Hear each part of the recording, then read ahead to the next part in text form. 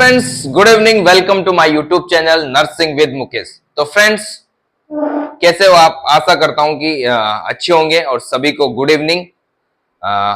तो फ्रेंड, जैसा कि आपको पता है, अगर आप कंटिन्यू क्लासेस देख रहे होंगे तो पिछली क्लास में हमने कंप्लीट कर लिया था मस्कुलोस्केलेटल सिस्टम, और मैंने बताया था कि नेक्स्ट आप कमेंट करोगे तो जो आप कमेंट करोगे वो बता नेक्स्ट सिस्टम पढ़ाएंगे। बट कोई कमेंट ऐसा आया नहीं आप लोगों का, मतलब आपका ये था कि जो मैं पढ़ाऊं वो चलेगा। ठीक है, तो फ्रेंड आज हम स्टार्ट करेंगे न्यू सिस्टम, रेस्पिरेटरी सिस्टम, जो कि आप डायग्राम देख रहे हो, द रेस्पिरेटरी सिस्टम। ठीक है फ्रेंड, तो आज हम स्टार्ट करेंगे रेस्पिरेटरी सिस्टम। स्टार्ट करने से पहले जितना हो सके फ्रेंड चैनल को सब्सक्राइब करो यार, है ना।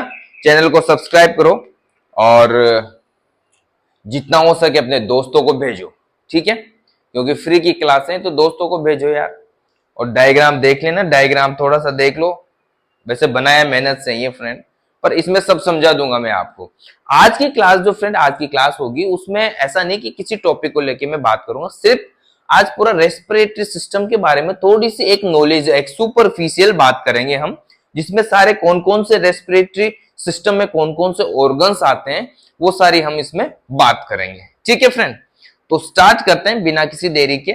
उससे पहले सब्सक्राइब कर लेना चैनल को और कंटिन्यू बने रहना। ठीक है, तो फ्रेंड हेडिंग डाल देते हैं आज की हेडिंग डालेंगे हम रेस्पिरेटरी सिस्टम। ठीक है, रेस्पिरेटरी सिस्टम।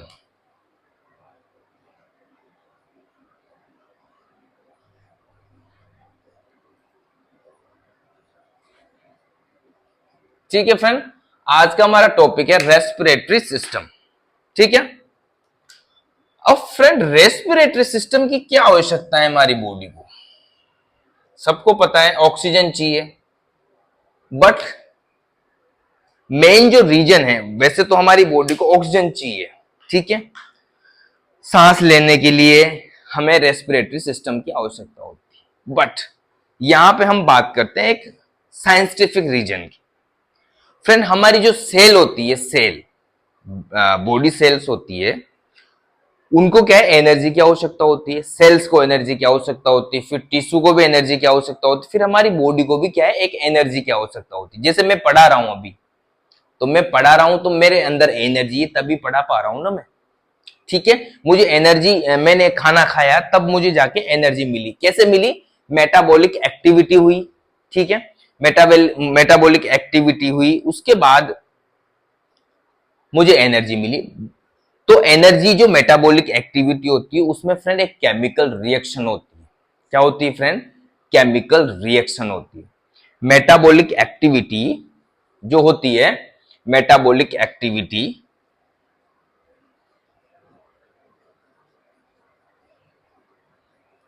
वो क्या है, एक केमिकल रिएक्शन है फ्रेंड। क्या है? Chemical reaction.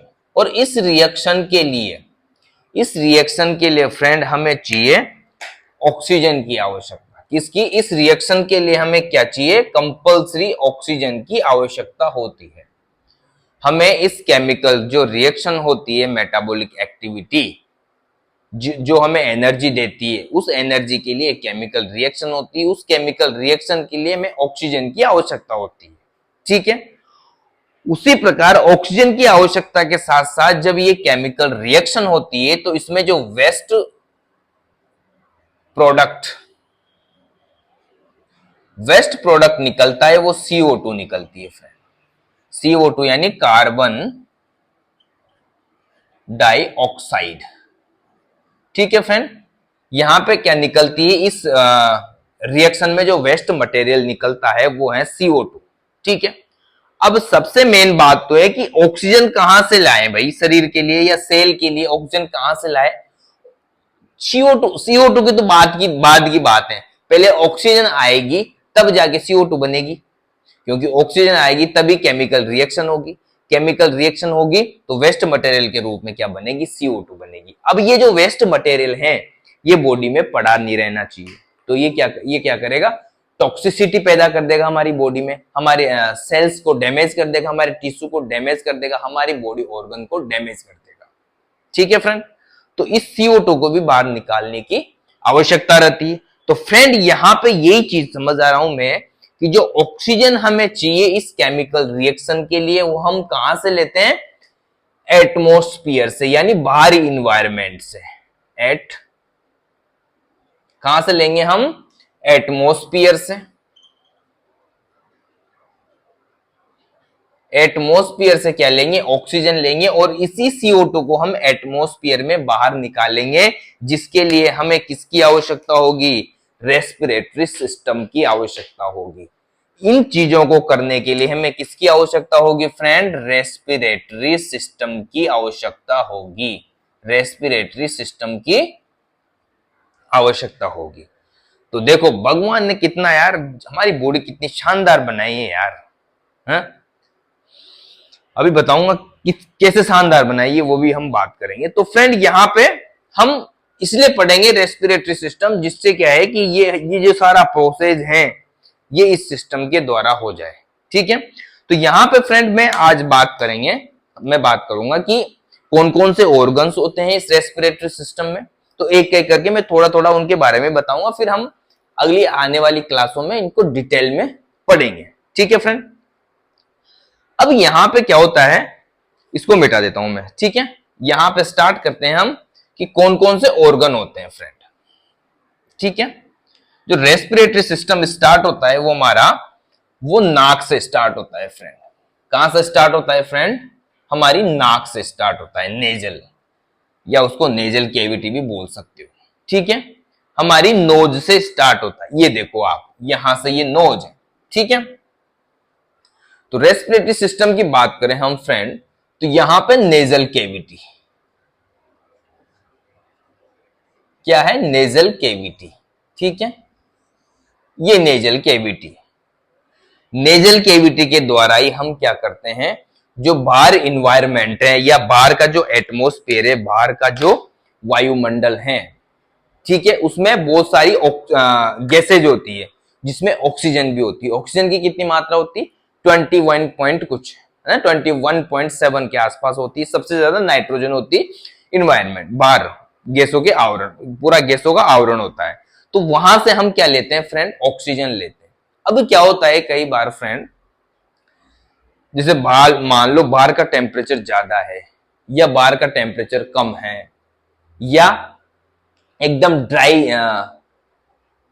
सीजन है, या एकदम मॉइस्ट एयर है वहां की, तो जैसे हमारी बॉडी को जिस हिसाब की एयर चाहिए फ्रेंड, ऐसा तो नहीं कोल्ड एयर लेंगे हम ज्यादा तो हमारे तो फिर पूरे सिस्टम को खराब कर देगी, रेस्पिरेटरी सिस्टम को खराब कर देगी। अगर गर्म लेंगे तो वो भी डैमेज करेगी।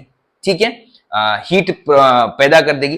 तो फ्रेंड जो यहाँ पे नेजल कैविटी है, ये नेजल कैविटी, वैसे पूरा जो सिस्टम है रेस्पिरेटरी सिस्टम, उसमें ऐसी चीजें हैं जो बाहरी इन्वायरमेंट है, जैसे ऑक्सीजन के साथ साथ क्या आएगी, धूल भी है।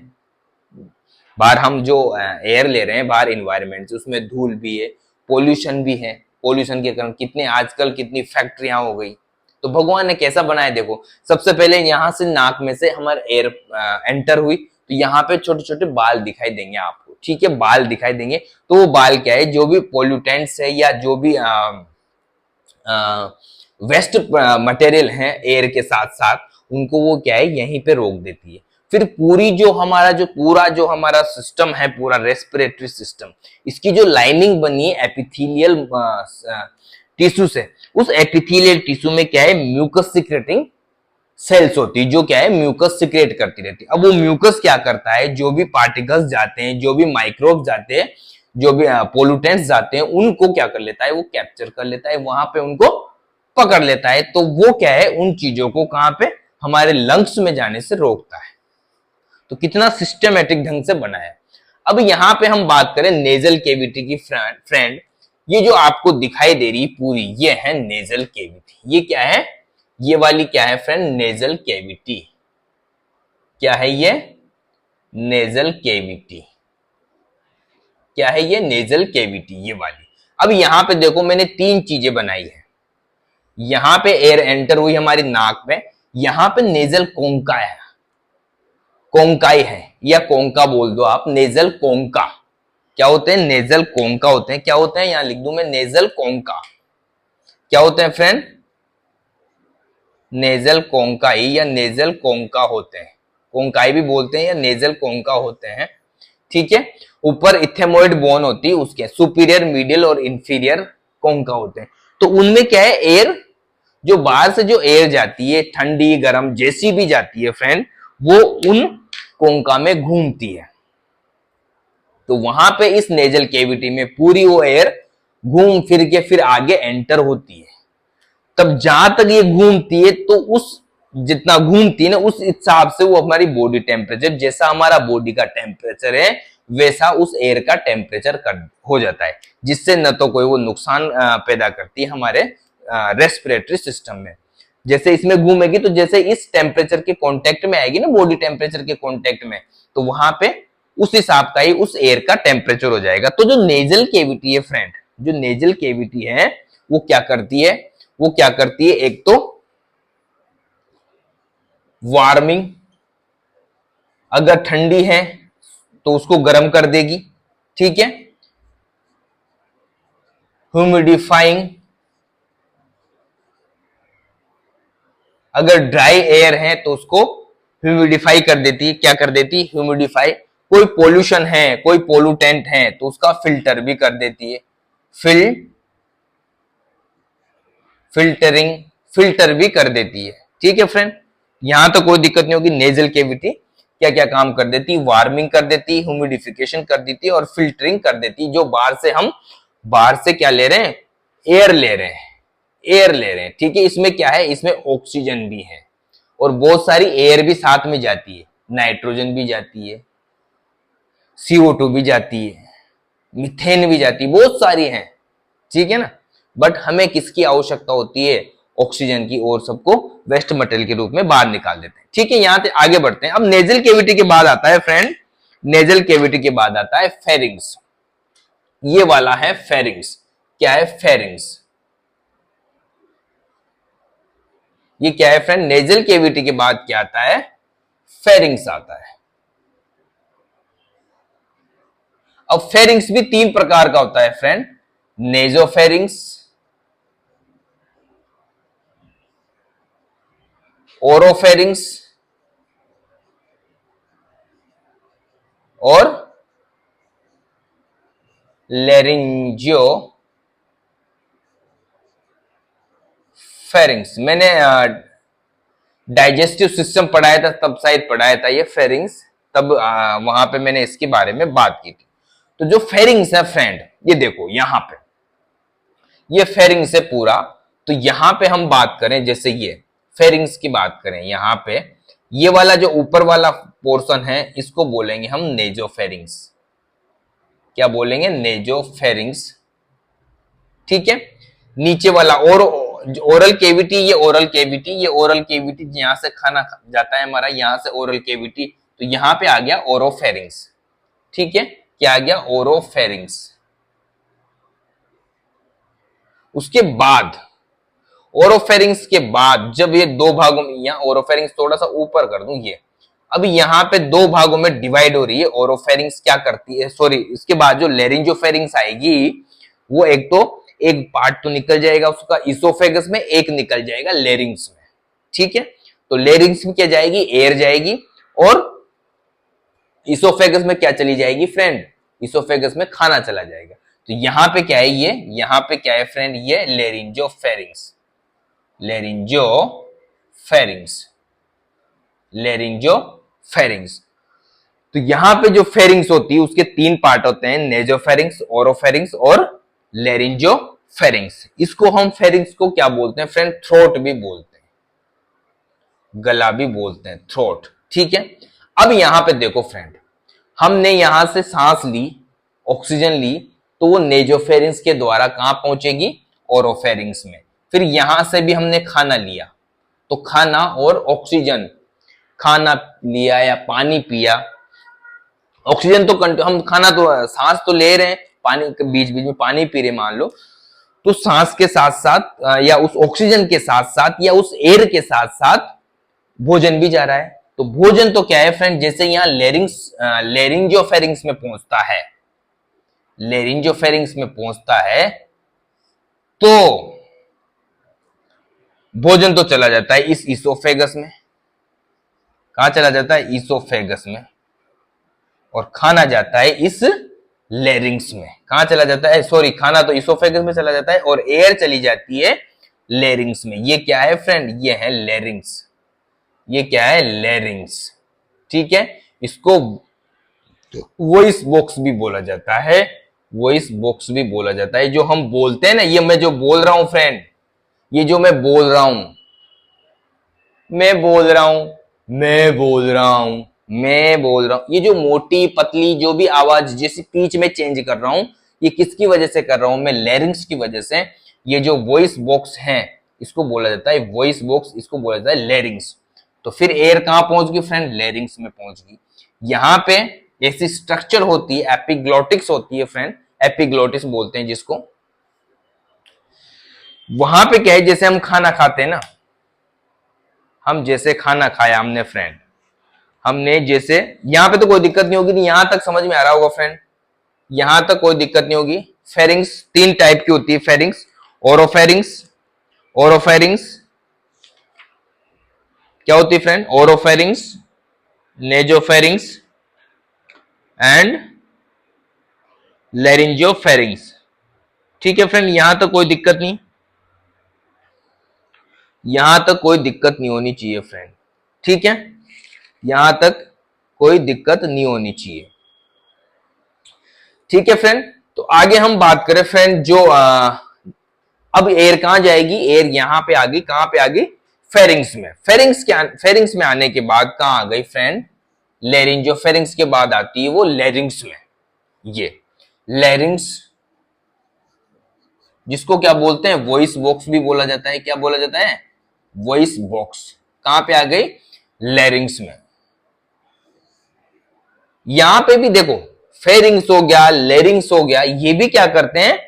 ऑक्सीजन, मतलब जो भी एयर जा रही है उसका फिल्ट्रेशन करते हैं, ह्यूमिडिफिकेशन करते हैं। ठीक है, क्योंकि यहां भी पूरा ऊपर से आप लेके नीचे तक जाओगे ना, म्यूकस, म्यूकस मेम्ब्रेन है पूरी पूरी, क्योंकि यहाँ पे म्यूकस सिक्रेट ग्लैंड पाई जाती है। ठीक है, तो सारा रेस्पिरेटरी सिस्टम में पूरे में म्यूकस है और इस प्रकार स्ट्रक्चर बनी हुई, क्योंकि आपके जो गर्म एयर जा रही है या कोल्ड एयर जा रही है, जैसी भी ड्राई एयर जा रही है, उसको उसकी हमारी जैसी बॉडी टेम्परेचर है, जितना बॉडी टेम्परेचर है उस हिसाब से मेंटेन करता है। तो फ्रेंड यहाँ भी ये भी लेरिंग्स हो गया, फेरिंग्स हो गया, ये भी सब नेजल केविटी की तरह काम करते हैं। ठीक है, बट यहाँ पे स्पेशल काम क्या करेगा? ये क्या करता है? फेरिंग्स दो भागों में डिवाइड कर देता है इसको। ठीक है, यहाँ पे लेरिंजोफेरिंग्स के बाद फिर इसोफेगस में चला जाता है खाना, उधर एयर है जो लेरिंग्स में चली जाती है। लेरिंग्स के बाद हम बात करें फ्रेंड ट्रेकिया। ये जो आपको दिखाई दे रहा है ये ट्रेकिया है। क्या है ये? ट्रेकिया। छल्ले नुमा जो स्ट्रक्चर दिखाई दे रही है ये है ट्रेकिया। क्या है फ्रेंड? ट्रेकिया। इसको वाइंड पाइप भी बोला जाता है, विंड पाइप या वाइंड पाइप, विंड पाइप हवा का पाइप। लेरिंग्स के बाद क्या आ गया फ्रेंड? ट्रेकिया। ट्रेकिया, इसको क्या बोला जाता है? Wind pipe. क्या बोला जाता है? विंड पाइप, हवा का पाइप। यहां पे ऑक्सीजन आ गई साहब, सॉरी एयर आ गई जिसमें ऑक्सीजन भी है। मैं सिर्फ ऑक्सीजन की बात नहीं कर रहा यहां, ठीक है ना फ्रेंड? एयर आती है पूरी जिसमें सारी गैसेज होती है। ठीक है फ्रेंड, जिसमें ऑक्सीजन भी होती है। ठीक है फ्रेंड, यहां तक आ गई। ट्रेकिया में आ गई। ट्रेकिया देखो छल्ले नुमा स्ट्रक्चर है, कार्टिलेज की बनी होती है, थायराइड कार्टिलेज, क्रिकोइड कार्टिलेज। और फ्रेंड यहाँ पे थायराइड कार्टिलेज, यहाँ पे थायराइड कार्टिलेज, ये पूरा ट्रेकिया ये जो बना हुआ है ट्रेकिया, यहाँ पे थायराइड कार्टिलेज है और थायराइड कार्टिलेज के ऊपर एक बोन पाई जाती है। यहाँ पे एक बोन पाई जाती है, यहाँ पे एक बोन पाई जाती है। इसी बोन को बोला जाता है हायोइड बोन। इसी बोन को बोला जाता है हायोइड बोन। हायोइड बोन जो मैंने फ्रेंड पढ़ाई नहीं थी ना, हायोइड बोन मैंने बताई थी आपको, ये भी हमारे मस्कुलोस्केलेटल सिस्टम की एक बोन है जिसको मिलाने के बाद ही 206 होती है। ठीक है ना। और हमारे जो कान है उसमें भी बोन पाई जाती है, 6 बोन उसमें, अरे एक ये 7वीं बोन, तो ये 7 बोन अलग है।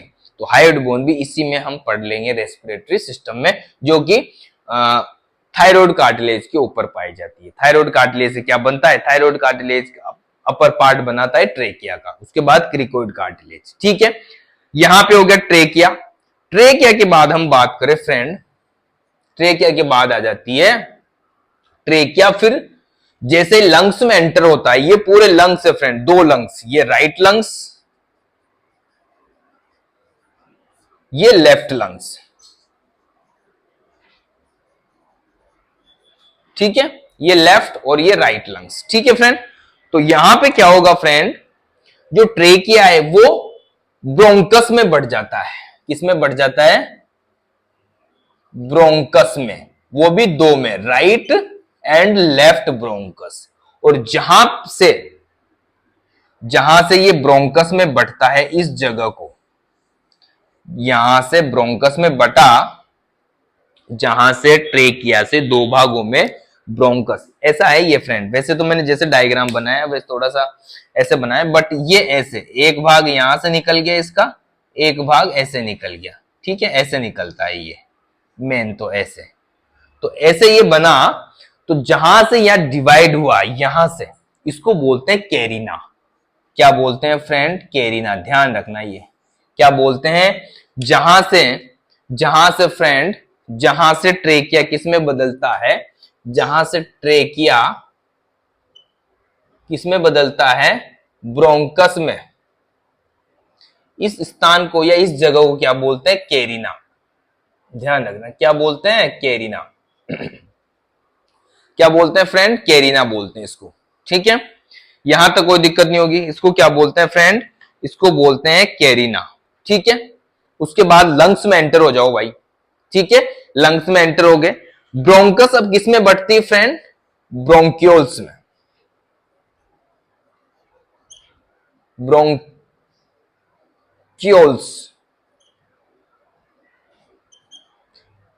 किसमें बढ़ गई, ब्रोंक्यूल्स में बढ़ गई। फिर ब्रोंक्यूल्स किसमें बढ़ जाती है, एल्वियोलाई। एल्वियोलाई क्या है, एयर सेक, हवा से भरे हुए कोष, हवा से भरे हुए कोष या हवा से भरी छोटी छोटी, छोटे छोटे कोष होते हैं ये, हवा से भरी हुई छोटे छोटे, छोटे छोटे ऐसे बोल दो आप, क्या है, क्या बोल सकते हो आप उनको, कोष ही बोलो आप, छोटे छोटे कोष्टक होते हैं ये, हवा से भरे हुए एल्वियोलाई, जो मैंने यहाँ पे इस प्रकार डॉट टाइप से आपको दिखाया है यहाँ पे। ये किसमें बढ़ गई, ये क्या हो गए फ्रेंड, ये हो गए ब्रोंक्यूल्स। ये क्या हो गए, ब्रोंक्यूल्स। अब यहां तक एयर पहुंच गई साहब, कहां पहुंच गई, एयर सेक में, यानी ब्रोंक्यूल्स में पहुंच गई। यहां पे ये जो दिखाई दे रही है आपको स्ट्रक्चर, ये मैंने जस्ट ऐसे समझाने के लिए बनाई। ये क्या है फ्रेंड, ये जो हमारा पूरा है, ये जो रेस्पिरेटरी सिस्टम है, ये कहां होता है, हमारी थोरेसिक कैविटी में। कहां होता है फ्रेंड, थोरेसिक कैविटी। और थोरेसिक कैविटी के नीचे क्या है, एब्डोमिनल कैविटी। थोरेसिक कैविटी और एब्डोमिनल कैविटी को कौन अलग करता है, डायफ्राम। तो फ्रेंड ये क्या है, ये डायफ्राम है। क्या है, डायफ्राम। ठीक है, यहां तक होती। यहां पे फ्रेंड ये जो स्ट्रक्चर दिखाई दे रही है, ये जगह खाली खाली जगह दिखाई दे रही है आपको, खाली खाली, या कैसे बताऊं मैं आपको, खाली खाली जगह, या फिर एक लेफ्ट साइड में थोड़ा सा एक खड्डा दिखाई दे रहा है आपको इस पे, इसको बोलते हैं मीडियास्टिनम। क्या बोलते हैं फ्रेंड, मीडियास्टिनम। क्या बोलते हैं फ्रेंड, मीडियास्टिनम। क्या बोलते हैं इसको, क्या बोलते हैं फ्रेंड, क्या होता है इसमें बताओ, इस मीडियास्टिनम में क्या होता है, बताओ बताओ बताओ, कमेंट करके बताओ, कमेंट करो, कमेंट करो, कमेंट करो भाई, कमेंट करो। ठीक है फ्रेंड, कमेंट करके बताओ।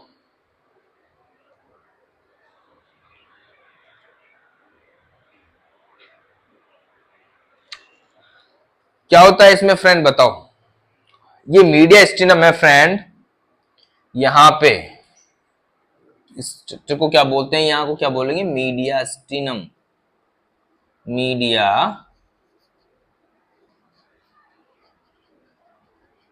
स्टिनम ये वाली जगह है। ये कौन सी जगह है फ्रेंड?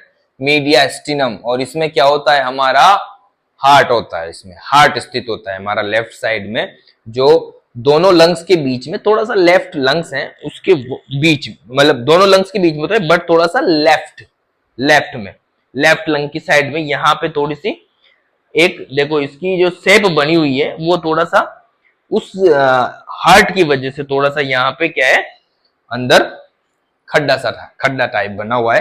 तो इस स्पेस को बोला जाता है मीडियास्टिनम। और इस मीडियास्टिनम में क्या रहता है फ्रेंड? हार्ट रहता है हमारा। क्या रहता है? हार्ट रहता है हमारा। हृदय धड़कता रहता है यहाँ पे, ठीक है, हमारा दिल धड़कता रहता है यहाँ पे। फिर देखो फ्रेंड, अब आगे क्या करते हैं? आगे क्या क्या करते हैं, मतलब क्या क्या होगा आगे? एयर से एक आगे यहाँ पे एयर आ गई। अब बॉडी में ऑक्सीजन कैसे पहुंची? ये तो लंग्स तक पहुंची। अब इसमें क्या होता है, मैंने आपको जब कार्डियोवेस्कुलर सिस्टम पढ़ाया था फ्रेंड, तो राइट वेंट्रिकल से क्या निकलती है? Pulmonary artery. वो क्या लेके जाती है? इम्प्योर ब्लड, यानी जो पहले नीचे से ऊपर से जो इम्प्योर ब्लड के साथ CO2 मिली हुई है, जो CO2 आई है, जो केमिकल रिएक्शन हुई होगी और सब जगह सेल्स में, तो वहां से CO2 वेस्ट मटेरियल के रूप में उस इम्प्योर ब्लड के साथ साथ आ गई वीनस ड्रेनेज के साथ। वो कहां पे आती है?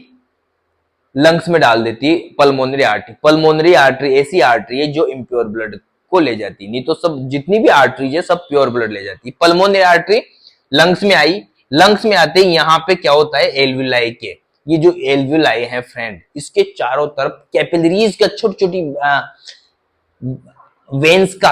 वेन्स और आर्टरीज का, कैपिलरीज का क्या होता है? मैंने बताया कैपिलरीज में वेन और आर्टरी दोनों आसपास पूरा जाल होता है, वो कैपिलरीज का छोटी छोटी, ठीक है। वैसे वेन्यूल्स भी होते हैं ना कैपिलरी के बाद, फिर वो वेन्यूल्स में बदल जाते हैं। वेन्यूल से छोटी छोटी कैपिलरियां बन जाती है, ठीक है। तो वो सारे हम जब पूरा लंग्स पढ़ेंगे तब पूरी बात करेंगे, मैं जस्ट अभी सुपरफिशियल बता रहा हूं।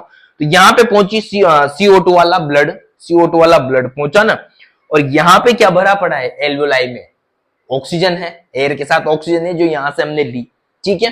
तो वो क्या करती है कैपिलरीज?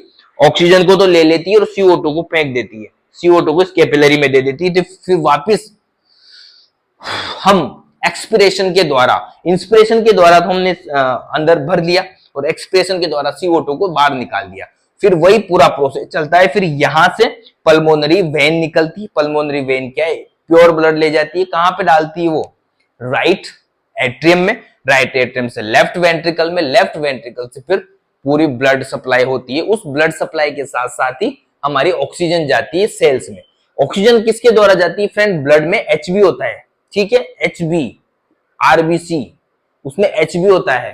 वो HB क्या है? ऑक्सीजन के अणुओं को लेके जाता है। वो ऑक्सीजन के अणु उसमें जुड़ जाते हैं, 4 अणु जुड़ते हैं, ठीक है ना। वो सब बातें करेंगे बाद में। तो ऑक्सीजन को ले जाने का काम कौन करता है? हीमोग्लोबिन। जिसका हीमोग्लोबिन कम होता है फ्रेंड, आपको पता है ना, हीमोग्लोबिन कम होता है उसको थकान जल्दी महसूस हो जाती है, सांस जल्दी फूलता है, क्योंकि उसकी ऑक्सीजन जो कैरिंग कैपेसिटी है वो कम हो जाती है।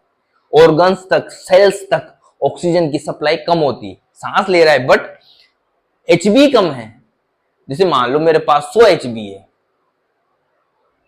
ठीक है, जस्ट एग्जांपल, 100 HB और किसी के पास 50 HB है, तो 100 HB ज्यादा ले जाएंगे ना ऑक्सीजन के अणु, 50 HB कम ले जाएंगे। उस हिसाब से जिसके एनीमिया होता है फ्रेंड, एनीमिक पेशेंट होता है, उसको सांस में दिक्कत होती है। ये थोड़ा सा आप देख लेना, मतलब ध्यान ऐसे देख के पता लगा सकते हो कि सांस फूल रही है तो एनीमिक हो सकता है। वैसे तो एनीमिक होगा तो HB कम होगा तो उसमें पीला पीला शरीर हो जाएगा, व्हाइट बॉडी हो जाएगी, सॉरी पीला नहीं व्हाइट बॉडी, ठीक है फ्रेंड। तो यहां पे ये थी एक common superficial information about respiratory system. ये ऑर्गन्स होते हैं, नेजल कैविटी, फेरिंग्स, तीन प्रकार की होती है, नेजोफेरिंग्स, ओरोफेरिंग्स, लेरिंजोफेरिंग्स। फिर लेरिंग्स जिसको वॉइस बॉक्स भी बोलते हैं। फिर लेरिंग्स से ट्रेकिया में जाती है, ट्रेकिया से ट्रेकिया दो भागों में बढ़ जाता है, राइट एंड लेफ्ट ब्रोंकस।